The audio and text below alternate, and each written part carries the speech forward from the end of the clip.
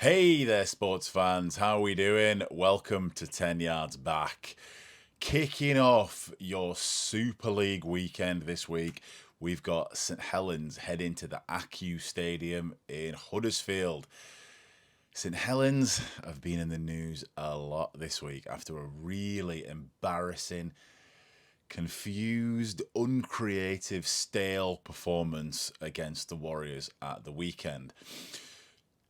They need to find their identity. The word identity has been thrown around an awful lot, and it seems that people might finally be ready to write off the Saints.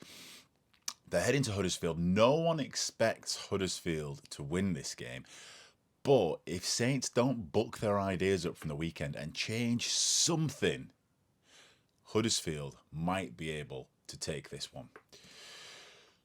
So the team sheets are out. The teams have been released and they've done it again. Saints have listed in their 21-man squad seven genuine last tackle option playmakers. 7. Last week on the at the Challenge Cup, there were 6 in the actual team.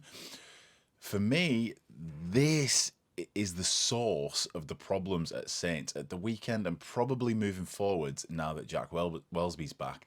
It's that there's no real leader in attack. Let me look at a couple of numbers here and just sort of rationalize what I mean. So I've crunched numbers here. When Saints win, these are the stats for when Saints win and what they need to do to win a game. We've got 33 completed sets. Great. This is on average. On average of all their wins this season, 33 completed sets. Okay, they're doing quite well with that one. That's about average.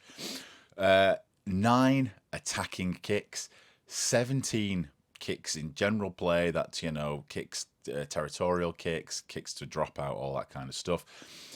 About 28 plays in the opposition, play the ball in the opposition 20, and only 106 return meters. So what this means to me when I look at these stats is that when Saints are winning, they're completing pretty high, they're doing quite well with the ball, and they're spending a reasonable amount of time in the middle of the field and down their opponent's end. So they need these last tackle options to be sharp because they're not really panicking.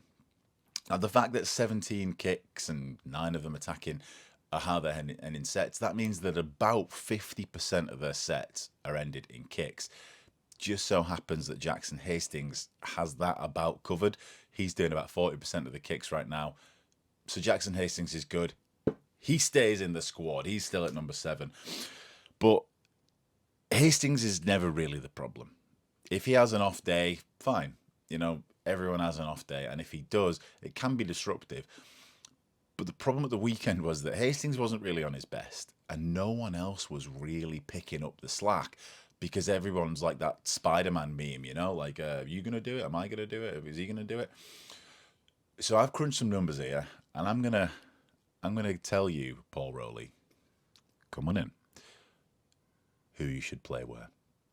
Now, for me, we're looking at that standoff role. So who is going to be Jackson Hastings' half-back partner? We've got a couple of options. We've got Johnny Lomax, Tristan Saylor, Jack Welsby, and I've kind of just thrown in Darryl Clark in there as well because he's always up there ending sets. There were a couple more players that sort of featured, but I never really thought about expanding that. When you look across the board at stuff you need on the line, offloads, tackle busts, try assists, average gain on meters and runs from dummy half, it's without a doubt Tristan Saylor dominates those stats at St Helens. He also dominates meters, which might make him a good fullback. That's why he plays there. However, Saylor also, out of all the playmakers that we've got listed here, again, Welsby, Lomax, Hastings, Clark, Shorrocks, Wingfield were in there, Whitby's in there. Saylor also makes the most errors. So my argument here, looking at these stats, is yes, Saylor is your all-star man. Really, you should let him play wherever he wants. But do we really want all that talent hanging out at the back, waiting for a possible kick return, waiting to mop up a tackle? No.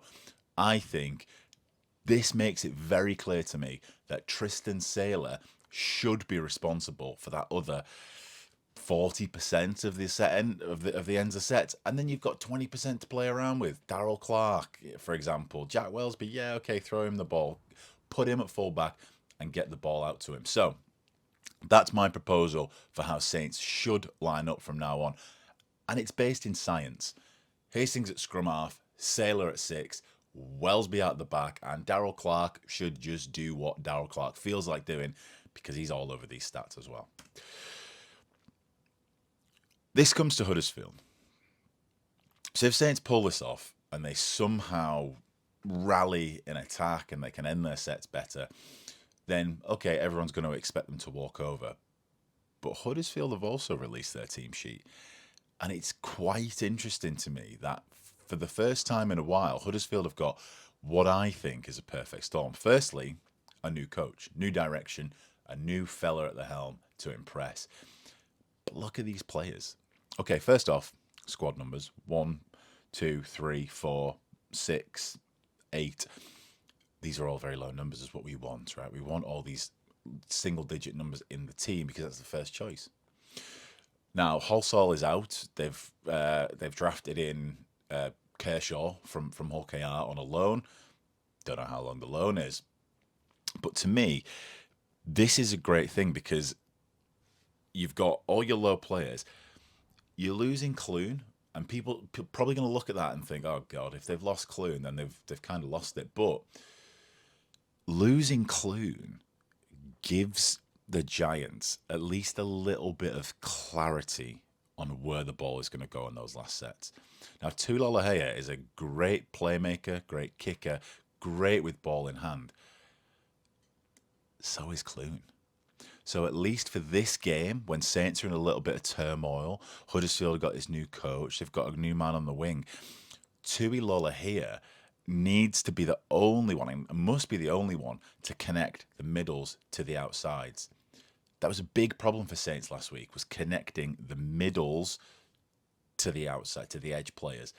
You know, you had the likes of Robertson, Cross, sort of just running around, running laterally, trying to come up with something themselves. Huddersfield can exploit that through the likes of Tane Milne, Tanguy Zenon, Jacob Gagai. These are great players. So I'm not counting Huddersfield out. I think that the Huddersfield might actually, everyone thinks Wigan were the ones to capitalise on Saints' dip. Huddersfield might be just in the wings there waiting to suck up a Saints identity crisis win if Saints don't follow my advice and go Hastings, Saylor, Clark, Wellsby out the back. That being said, I do think Saints will fix it. The fact that Tristan Saylor is such a good player and can pull off an individual performance means that probably this game they can get away with a bit of an identity crisis, but it does need to change. It does need to change fast. We need creation. I think in this game, if there aren't many more offloads and forward momentum, Saints are in trouble moving forward. It doesn't matter if they win this one or not. All right, what do you think?